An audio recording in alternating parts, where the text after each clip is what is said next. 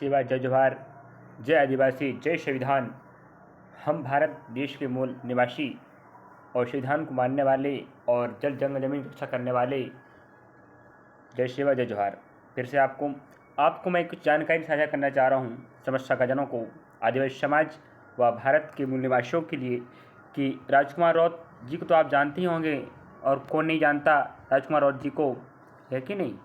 तो राजकुमार रौत जी जो राजस्थान बांसवाड़ा क्षेत्र से सांसद है वर्तमान में, जो आदिवासी सांसद तो बहुत सारे हैं हमारे भारत देश में, बट हम बात कर रहे हैं ऐसे आदिवासी सांसद की जो आदिवासियों के हक अधिकार के लिए लड़ाई लड़ता है व उनके लिए हमेशा तत्पर रहता है। और हमारे आजा पुरखाओं जो इस देश की आज़ादी में योगदान दिए व आदिवासियों के लड़ते शहीद हो गए, उनके विचारधारा पर चलने वाले एक ही हमारे आदिवासी सांसद हैं, और वो कौन है? राजकुमार रौत जी, जो बांसवाड़ा राजस्थान के संसदीय क्षेत्र से सांसद बने हुए हैं, जो सभी राजस्थान की जनता, आदिवासी जनता या मूल निवासी या शोषित वर्ग के बारे में नहीं सोचते, वो सभी वर्गों के बारे में सोचते हैं और समस्त भारत देश के आदिवासी, मूल निवासी व शोषित वर्गों के उत्थान के लिए हमेशा कार्य करते रहते हैं। तो उसी कड़ी में उन्होंने आदिवासियों के लिए व राजस्थान व गुजरात, मध्य प्रदेश, महाराष्ट्र, छत्तीसगढ़ की जनता के लिए उन्होंने कुछ मांग किया है। उनका मांग है आदरणीय द्रौपदी मुर्मू जी से, जो वर्तमान में भारत की पहली महिला आदिवासी राष्ट्रपति बनी है और वर्तमान में पदासीन हैं। चलिए, उन जो मांग है वो उनका मांग पत्र में आप क्या लिखे देख सकते हैं। 3/10/2024 का डेट है, इस तारीख को यह मांग पत्र जारी किया गया है। उस मांग पत्र में उन्होंने क्या मांग रखा है देखते ही चलिए। यहाँ पर आप लोग देख चलिए, समस्त आदिवासी समाज, मूल निवासी समाज और भारतवर्ष के शोषित वर्गों के लिए है मांग है। चलिए यहाँ पर देखते हैं उनका मांग क्या है। तो आप देख सकते हैं यहाँ पर राजस्थान, गुजरात, मध्य प्रदेश, महाराष्ट्र के आदिवासियों की निम्न अति महत्वपूर्ण मांगों को पूरा करने में के क्रम में, तो मतलब यहाँ पर आदिवासियों की मांग को पूरा करने के लिए द्रौपदी मुर्मू जी, जो भारत के वर्तमान राष्ट्रपति है और पहली महिला आदिवासी राष्ट्रपति है, उन्हीं से मांग कर रहे हैं हमारे राजकुमार रौत जी। उनका मांग है, क्या मांग है देखते हैं आदिवासियों के प्रति। चलिए आप लोग जरूर सुने, पूरा वीडियो देखें और देखें कि आप आदिवासी हैं तो आपकी मांग को आदरणीय राष्ट्रपति जी के समक्ष रख रहे हैं हमारे सांसद, आदिवासी सांसद राजकुमार रौत जी। चलिए पढ़ लेते हैं क्या है। यहाँ पर आपको पॉइंट टू पॉइंट पढ़ा कर सुना देता हूँ मैं। उपर्युक्त विषय अंतर्गत निवेदन इस प्रकार है कि आप महोदया का दिनांक 4/10/2024 को भील आदिवासी ऐतिहासिक शहीद स्थल मानवगढ़ धाम पर कार्यक्रम आयोजित होना प्रस्तावित है। इसका मतलब है 4 तारीख को था, उसकी बात करें ना, 4/10/2024 को 4 राज्यों राजस्थान, गुजरात, मध्य प्रदेश, महाराष्ट्र का केंद्र बिंदु है। इन चारों के आदिवासी बहुल समुदाय के द्वारा लंबे समय से निम्नलिखित अति महत्वपूर्ण मांगों को उठाया जा रहा है, परंतु आज दिनांक तक इन्हें पूरा नहीं किया जा सका। तो मांगे निम्नानुसार है। उनका कहना है कि 4 राज्य आपका कौन कौन है?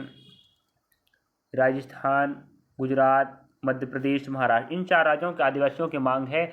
उस मांग को अभी तक सरकार ने पूरा नहीं किया है, तो आप महोदय जी से निवेदन है कि इन मांगों को पूरा किया जाए। वर्तमान समय तक नहीं हुआ है। चलिए और उनकी बिंदु यहाँ पर देख लेते हैं। बिंदु पहला बिंदु आप देख सकते हो, उनका मांग है 4 राज्यों राजस्थान, गुजरात, मध्य प्रदेश और महाराष्ट्र के आदिवासी के प्रमुख आस्था केंद्र ऐतिहासिक शहीद स्थली मानवगढ़ जो राष्ट्रीय आदिवासी आस्था केंद्र घोषित किया जाए। तो मानवगढ़ को आप कौन नहीं जानता, आदिवासियों, हजारों आदिवासियों को यहाँ पर शहीद होना पड़ा, ठीक है। तो इन आदिवासियों के शहीद स्थल को क्या किया जाए, राष्ट्रीय आदिवासी आस्था का केंद्र घोषित किया जाए। यह कहना है हमारे राजकुमार जी का व आदिवासी समाज का।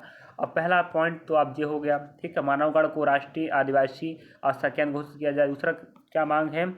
राजस्थान, गुजरात, मध्य प्रदेश, महाराष्ट्र, मध्य प्रदेश का आपस में जुड़ा हुआ सीमाई क्षेत्र मिलाकर भील प्रदेश बनाए। सेकेंड मांग उनका है भील प्रदेश बनाने का। तो आपका राजस्थान, गुजरात, महाराष्ट्र, मध्य प्रदेश के कुछ जिले हैं जो आसपास के जिले, सीमाई क्षेत्रों को मिलाकर क्या बनाना है? भील प्रदेश, ठीक है। भीलों का इन क्षेत्रों में क्या है? अधिकांश निवास है, तो इन क्षेत्रों को मिलाकर भील प्रदेश बनाने की मांग है। पहला मानवगढ़ को राष्ट्रीय आदिवासी आस्था केंद्र, दूसरा भील प्रदेश बनाने की मांग।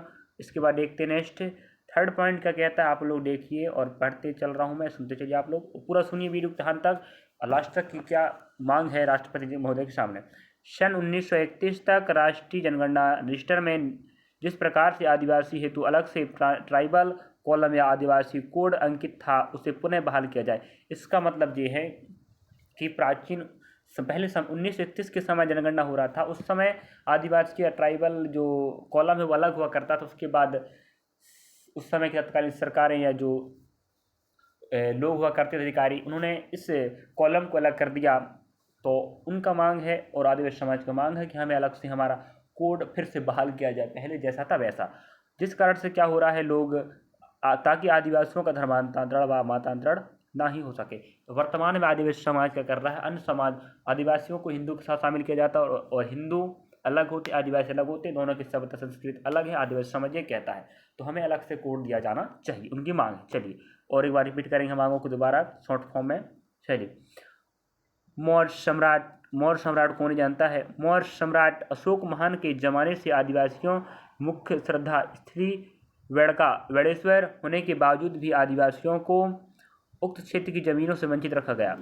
आदिवासियों का आस्था केंद्र वेड़ेश्वर टापू की 80% जमीन आदिवासी समाज के नाम से राजस्व रिकॉर्ड में दर्ज किया जाए। इसका मतलब ये है कि मौर्य साम्राज्य अशोक महान के जमाने से आदिवासियों की मुख्य श्रद्धा का केंद्र रहा है वेड़ेश्वर, और उसके बाद भी सरकार उस क्षेत्र से इन आदिवासियों को वंचित रख रही है। तो उस वंचित को उन आदिवासियों को दिया जाए, उस जमीन में रहने को दिया जाए और वेड़ेश्वर टापू पर, ठीक है, और 80% जमीन आदिवासियों के नाम पर किया जाए और भू राजस्व जमीन पर उन आदिवासियों को पट्टा दिया जाए या उनको नाम दर्ज किया जाए। उनकी मांग है आदिवासी समाज की। चलिए, जो रख रहे हैं हमारे राजकुमार आदिवासी सांसद जी। चलिए अगला 5 क्रमांक देखते हैं। भारत की इंडिजिनस स्पीच भीली बोली भाषा एवं गोंडी भाषा संविधान की 8वीं अनुसूची में शामिल किया जाए। और उनके साथ में 5वीं मांग है, तो क्या भीली बोली और गोंडी भाषा दोनों को 8वीं अनुसूची में शामिल किया जाना चाहिए, ठीक है। वर्तमान में हमारी अनुसूची में 22 भाषाओं शामिल है। उसी 22 भाषाओं में संविधान के, आप पढ़े लिखे जानकार होंगे, जानते होंगे, संविधान में जो भाषाओं को संरक्षित करने के लिए जो संविधान में दर्जा दिया गया है, वहाँ पर हमें भीली बोली और गोंडी भाषा को भी शामिल कर 8वीं अनुसूची में संरक्षण दिया जाए और इन्हें आगे संविधान में जोड़ा जाए, इनका मांग है। चलिए अब हम देखते हैं 6वीं मांग क्या है। झारखंड छत्तीसगढ़ की तर्ज पर मध्य प्रदेश, जैसे झारखंड उड़िया बोलने पर बना, छत्तीसगढ़ बोलने पर बना कह सकते हैं, उसी पर मध्य प्रदेश महाराष्ट्र तेलंगाना का आपस में जुड़ा हुआ सीमाई इलाका जोड़कर गणवाना राज्य बनाया जाए। जैसे वहाँ भील प्रकृति बनेगा भीली भाषा के आधार पर, उसी प्रकार गोंडवाना भूभाग जो पहले हुआ करता था, उस गोंडवाना लैंड के इस गोंडवाना क्षेत्र को, जैसे आपका महाराष्ट्र मध्य प्रदेश महाराष्ट्र तेलंगाना आप, और इस तीनों चारों क्षेत्रों को मिलाकर क्या बनाया जाएगा, गोंडवाना राज्य बनाने की मांग कर रहे हैं हमारे आदिवासी सांसद राजकुमार जी आदिवासियों की मांग की तरफ से। चलिए अब 7वां उनका मांग क्या देखते हैं, जो एक माध्यम हमारे राजकुमार जी आदिवासी समुदाय की मांगों को पूरा करवाने के लिए संविधान की 5वीं अनुसूची, क्या संविधान की 5वीं अनुसूची अनुच्छेद 244 का के तहत राष्ट्रपति द्वारा घोषित अनुसूचित क्षेत्र वाले राज्यों क्रमशः राजस्थान गुजरात मध्य प्रदेश महाराष्ट्र छत्तीसगढ़ तेलंगाना आंध्र प्रदेश उड़ीसा झारखंड के बेगुना आदिवासियों जो जल जंगल जमीन के संघर्ष में आरोपित हैं। मतलब अनुसूची जो अनुच्छेद 5 अनुसूची के अनुच्छेद 244 तहत जो राष्ट्रपति द्वारा घोषित अनुसूचित क्षेत्र होते हैं या अनुसूचित राज्य हैं, उनके जो राज्य के जैसे राजस्थान गुजरात मध्य प्रदेश महाराष्ट्र छत्तीसगढ़ तेलंगाना आंध्र प्रदेश उड़ीसा झारखंड, इन राज्यों के जो आदिवासी समुदाय के लोग हैं, जिन्हें बेगुनाह होते हुए भी जो जल जंगल जमीन की लड़ाई में उन्हें गिरफ्तार कर ले जाता हुआ जेल पहुंचा दिया जाता है, जिस कारण से वे आरोपित हो जाते हैं, धन दौलत या पैसा की अभाव कारण वो अपने क्या बेल नहीं करा पाते हैं, तो इन बेगुनाहों को भी परंतु आर्थिक शैक्षिक स्थिति के कारण स्वयं की बेल नहीं करा पा रहे हैं, तो उन्हें न्यायिक ट्राइबल सेल बनाकर अविलंब रिहा किया जाए।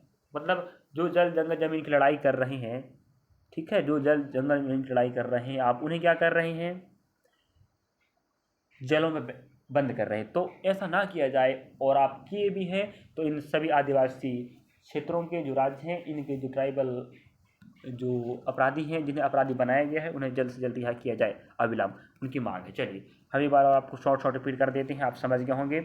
इस प्रकार हमारे आदिवासी सांसद राजकुमार राव जी मांग कर रहे हैं राष्ट्रपति द्रौपदी मुर्मू जी से। 3/10/2024 को यह प्रेस या प्रपत्र जारी किया गया है हमारे संसदीय क्षेत्र बांसवाड़ा से राजकुमार राव जी के द्वारा आदरणीय द्रौपदी मुर्मू जी के लिए।